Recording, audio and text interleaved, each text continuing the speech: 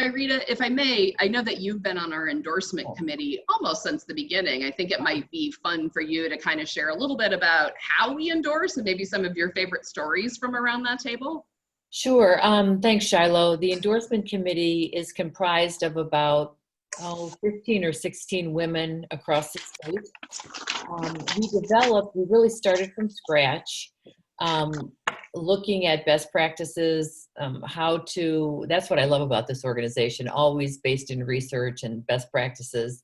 How could we go about ensuring this endorsement process? So we are on our third round of endorsements now. And what happens is a candidate requests our endorsement first. So they have to go through an extensive questionnaire about who they are, what their values are, because we want to ensure that there's alignment with the values that Shiloh shared of the Matriots.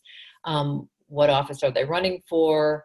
What's their path to victory? What's their experience? So it's a very extensive process first with the questionnaire. Then, after the questionnaires are reviewed by the committee, we actually have in-person or Zoom interviews. We've had a lot of Zoom interviews because we are interviewing candidates from all over the state.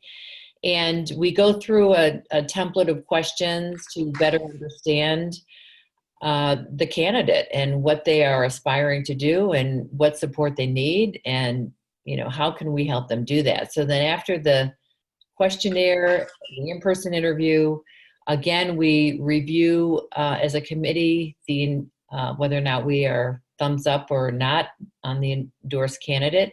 And then we decide based on the office that they're running for, what the needs are, what would be the financial investment that we provide for them.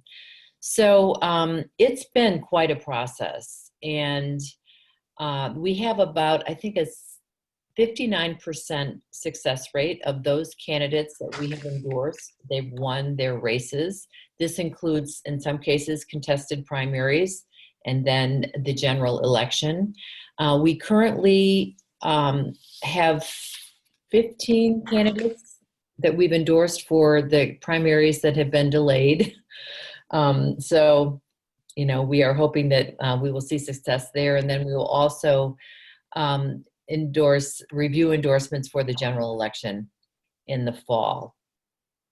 But the great thing is this, so many of the candidates that we have endorsed, many are first-time candidates, and they said without the Matriots endorsement, they never would have been able to be in the race. And to gain that momentum, to gain the experience, and some, while in the first round of endorsements, they might not have won that race, they have since run for other offices and been elected. So we're seeing some real success, not only with the numbers, because when we started, I think across Ohio, it was 26% representation women. Now we're up to 29%, and the Matriots want to certainly feel like we had an impact there. But we're building the bench strength of existing candidates that are going to run for office, and we're elevating the profile of women to, throughout the state.